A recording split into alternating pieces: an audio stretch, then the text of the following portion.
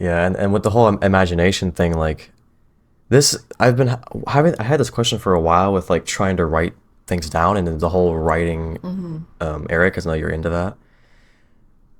What is kind of your process in writing? Because whenever I try to form a process, I feel like it always ends up taking my creativity down, just in the sense that I'm bringing something from my imagination into reality, and reality doesn't really want to cooperate with like with how fast my ideas are coming to me, and like I can't have one idea and then like start writing that, and then I'll get another one and get more interested in the next one. And they're different ideas from each other, you mean? Yeah. So you don't follow through with one because your another one's coming in? Yes. Yeah. Yeah. Yeah. It's like what's been your kind of process and like the actual the actual way to get things done and like out. Well, I don't have exactly the same experience in terms of ideas coming so fast, because that I would imagine that would be more of for somebody who's a fiction writer or a screenwriter, like when you're thinking of most of my writing has been about myself in some way. Right. So that makes it Yeah, that is different because like I think whenever I've done that, like with just like writing little paragraphs about life, like Yeah. that's easier. yeah. It kind of just like flows with the thoughts. But Right, or writing poems. I don't have I don't necessarily have ideas for poems. Like I might just be writing in a journal, or it might be. It's been a while since I've been writing, so I feel like I'm a little bit being a fraud to talk about it like I have an organized process, because I don't. not really. I mean, if you've published anything, obviously you know. Yeah. You know, I mean, yeah, I've completed things. I've worked on something and revised it and finished it. But yeah, I think I don't know. I think sometimes the brain can try to. I read a book once called The War of Art, and it was about how what we might call your ego does everything it can to try to sabotage your creativity, because that's an expression of yourself that is not based in fear. It's not based in, Yes, negativity. exactly. And so when you have an idea for something, life and your brain and everything's going to come in and try do its best to try to keep you from seeing that idea through. So I think forcing yourself to stay, if whatever idea comes in, like say, I'm not going to listen to any other ones, this is going to be the thing, and stick with it. And then I think if once you get a good start on it, the other ideas that you have will be ideas that can feed into the current idea in a way that develops it. So that's not something completely different. It's something that enriches what you're already doing. Right. So there's a little, it's discipline. It's Yeah. And that's the hard part. And also being willing to be bad at it.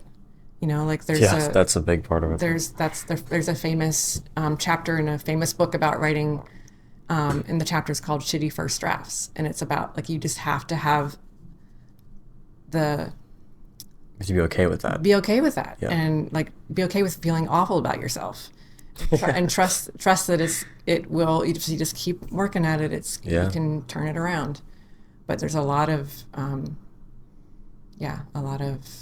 hating yourself and then thinking you're a genius, and then hating yourself Yeah. and then thinking you're a genius. So Yeah, I think that's a big part of my, journey because I haven't like fully been okay with that being part of the process yet. Like Yeah. I haven't fully accepted that. I haven't either. I mean, it's hard. Yeah. Like it's nobody wants to feel bad about themselves or Yeah. feel like you're dumb or feel like you can't do it. But yeah, Because like one of my biggest struggles in life is just like trying to exist in reality because I'm so based in my head and in imagination and creativity. Like I feel like I process everything through art, So it's hard to like put my art into reality and like just exist in reality and like just express myself in reality, So it's like I don't want to bring these things that are so close to me and like express me so well into reality because I know reality is going to mess them up. When in reality, it's not, because that's pretty much the most wonderful thing about creativity, and that's what I'm learning now, is that the point is to put it in reality. The point isn't to keep it up here. The point is to put it out here and have other people see it and the people interpret it, and actually to change something about the world. And to accept that it's never going to be exactly the way it was in your head. I mean, language takes out some of that, mystical quality, and That's so true, and that's why I've always wanted to actually do something with film, because it's what you're hearing, what you're seeing. there's a lot more The work dialogue. yeah. Exactly. You can create more of a feeling, less than just writing out the feeling, Right. which is Right. difficult. But like overall, like what's your favorite piece you've done of writing? Of writing. Probably the one that's not necessarily, I mean, it's about I'm in it, my parts of my experience are in it, but it's the one that's not just strictly memoir. It's called Darkly Devotions, and it's about where like I would take Bible verses or like passages from spiritual self-help type books, and then kind of get subversive with them and kind of talk back to them or get sarcastic, or so there's a lot of like play and humor and subversiveness that was fun. It was the most fun, most fun to write. That sounds fun to read too. Yeah. Yeah, that sounds really cool. Yeah. Is that one of the ones that's out that you? Yeah, I think your mom has it somewhere here, probably. Probably, yeah. Yeah. On Amazon, right? Yeah. But you have a copy somewhere in the house, I'm sure. I'm not saying I was gonna go buy it. I was saying like to put a plug in. Oh, yeah. I forgot about those guys. Yeah, everything is on Amazon. Yes, I will have a link in the description. It's under Cindy Clem, though. That's my maiden name. Okay. Yeah. But I should probably read that because I would read your stuff, but I just like I wasn't as old as I am now, obviously, when you were making this, and then I don't know what year you made that, but I'm not a big reader anyway. Like I think the first I haven't read a full book since I was like that wasn't for school. Haven't read one since like 5th grade. Yeah, I didn't think you were like a big reader, and I didn't know. Yeah. So are you reading more now, or trying to? I think now that I got that book for Christmas, I'm definitely going to read that. Like I know for sure I'm going to read that. Because that's something that's very important to me and like very essential to my life. So like, and I'm very interested in it. So I think that will be my first kind of step back into reading. What do you find difficult, or what makes you not want to read, or?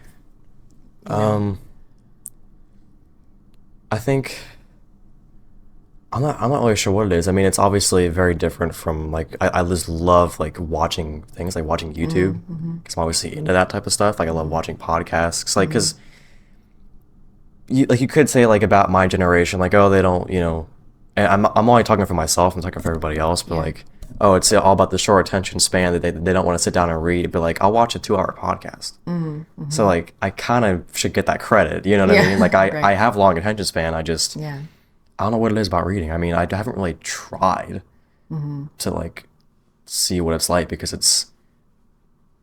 it doesn't come naturally to me as like something to do in my free time. I never like think about it. Yeah. Because I do have some books I want to read that I like actually own. So, but like that's the first one, like the one that I got for Christmas is the first one that I actually like I'm like excited. Yeah. To read. It's good. I think things nonfiction, at least about topics I'm really into, is what I probably would read more, because I just obviously I write fantasy stuff. But I don't want to be in someone else's fantasy, because I hate watching movies. Oh, and it's like weird because like I want to make movies, but I hate watching them. That's interesting, because I feel like you're not alone in that in your generation. I feel like movies just are not as appealing to some kids as. Oh no, I feel very alone in my opinion. Oh really? Everybody loves movies because all they want to do is just put on a movie and just kind of like zone out, which I do not. That sounds so boring. Yeah. And it's like. Now you're trapped in somebody else's mind. You're trapped in what they want you to feel, which is like the whole point of creativity. But like, it just everyone's imagination has a different vibe, and I don't want to feel. I don't want to be encased in someone else's vibe. because I want to just like imagine my own movies. Like I'd rather just be, you know, doing my own stuff than I don't know.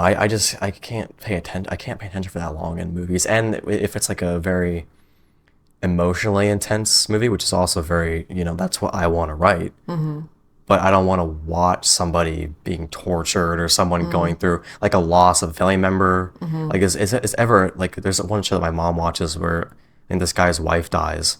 It's like I don't want to watch that. I don't want to think about that. Like how can you sit down and watch that just on a like to relax? That's not relaxing. Yeah. But yeah, it's weird. Yeah. Okay, so with that topic of creativity and stuff, I've always been confused on how you can go to school for creative writing. Like they're so opposite ends of reality, like creativity and school and teaching. Like you can't teach creativity. I feel like creativity basically is just like the only way that you can bring out creativity is by just diving into your own mind and like trying to find yourself. Well, it's certainly part of it, yeah. And I understand that feeling of how does academics fit into creativity, but I think for me, at least for writing, it was a program, a typical, like, at least in my experience, a creative writing program is reading a lot of other writers just to like learn from, there's a lot of things to learn in terms of how a book or how a poem or how an essay is structured and different ways to structure it and different types of genres within each thing. Like there's, Right. and so you're writing, you might be exploring your own mind and see what you come up with, but it can be helpful to just be exposed to all the different possibilities of what's possible creatively. Yeah, It that's doesn't true. mean I know that I remember I would teach creative writing too, and some students, it was a typical thing that students would be afraid to read too much because they didn't want to be influenced by that, Right. But Which honestly is a very real fear. I feel like it makes sense to me. well, I think it can make sense, like if you have been, like if you're currently working on something, it might make sense to not expose yourself to a lot of that genre while you're working on it. But I think there's a lot of benefit to really knowing your field. Like if you want to go into film, like knowing like what's been done in film and what's been the progression through the history of film and what are people, the different theories or the different camera types or angles. I don't know enough about film to talk about Right, it, yeah, but just yeah. like all the different possibilities of what people can do, and just also just for an appreciation of other people's creativity and Right. and to be part of that, feel like you're part of a larger Exactly. creative community. Yeah. Because it definitely is a time and place where I do enjoy like going into someone else's mind and really like seeing what they're able to convey. Because Yeah. I find it so like it's so cool to like see someone else who, has the same type of mind as me. Like because I've always like seen my imagination as like this big like castle or mansion thing. Because like I could easily just live in this castle and not ever go outside because I just love living in my own creativity. I create everything that that's in my fantasies and whatnot. But I've just been able to kind of realize that like, oh, now I can actually see the next person over. I can see their castle too. So it's like I can see them and be like, hey, Yeah. that's a nice castle. You know what I mean? Yeah, It's really neat. And I think that like people who are creative, whether it's with writing or music or film, it's lonely to create something because you're doing it by yourself, unless you're like on a film crew or something. But Right. even then, the person who's writing, the writing gets done Yeah. often by yourself. Yeah, definitely. And so it helps to have, if you're part of a community, whether it's just a local group of people that are also creative, or whether it's a classroom at school, it's just a way to be less lonely. Like you can still have your own little lonely time of writing, Right, yeah. but then also connect with some other people who are doing the same thing. So Yeah, I've never really felt lonely in like creativity because I love that part of it. Where Right. It's not a bad, not lonely in a bad way, but it could be, it could become pretty isolating. Like if you're just true, alone all day working on your novel definitely. Like, for yeah, days on that end. aspect of it makes sense. Like, Yeah. you know, if that's your job, I mean, you're literally just home at your desk all day. Like it's Yeah. hard because that's pretty much been my life with doing online school for years now. Yeah. So Right. I get that. Yeah, because I like I've heard of like these like writing groups and stuff where like they'll have like a meeting once a week or something, and they'll either have like a new prompt for everyone to experiment with, and you come back and read it together, or like I've always like wondered like if I would actually enjoy it. I mean, I would enjoy like the whole like present your thing to the class, but I don't know. I don't know if I'd like it or not. Yeah. There's, it was always nerve wracking to have to bring in my poems or my essay to share with other students, but I think it was good for me. I think it was, and I did get good feedback. It is because a lot of times when you write something or express something in some way, it's perfectly clear to you, Yeah, exactly. and Yeah. then other people read it and they ask questions like, oh, so this isn't coming across the way that I thought it would, or this isn't as clear as I thought it was, Yeah. and then that can help give you something to revise. Right. But yeah, I've kind of avoided writing groups out after school's been over because I don't want to. It's just a lot of work, like reading everybody else's stuff and then coming together and Yeah. comparing it, and it just depends on your personality. Like some writers really thrive on that community, some don't. But I think at some point it can be helpful in your development. Right. Yeah. And did you actually taught a writing class, right? I taught writing at I taught writing at Penn State. right. A lot of it was just like freshman composition or the required class when you're graduating, like whether it's writing for the humanities or writing for technical writing. But I also I had a couple creative writing classes that I taught. It's like what was kind of your like what kind of was the main point of someone coming to that class? Like, was it to teach them, more like just how to format things in reality, like how to okay, this is how you format this writing. It's like the technical stuff, or is it more based on like how do you bring the ideas out? How do you? Yeah, it's really more about how do you develop an idea that you have, and how do you express it in a way that reaches other people? Because, like I said, if you're in your own castle, and it can be a great time, but if you want it to communicate to somebody else, it helps to have some feedback to say, is this actually communicating what I want it Yes, to exactly. communicate? Yeah. So that was a big part of it. We did a lot of workshop. We would they'd bring in their writing, and we'd sit around and talk about it, and a lot of people write about things that are personal, so that can become a little bit of a therapy kind of Yeah, situation. like a little podcast. Yeah. I wasn't the best at it, but I have friends who are creative writing teachers who are just really, really good at working with students in a big group like that and helping everybody feel safe and helping everybody at the same time inspiring them to, share and keep improving and Right. yeah. Yeah, that's awesome. Yeah.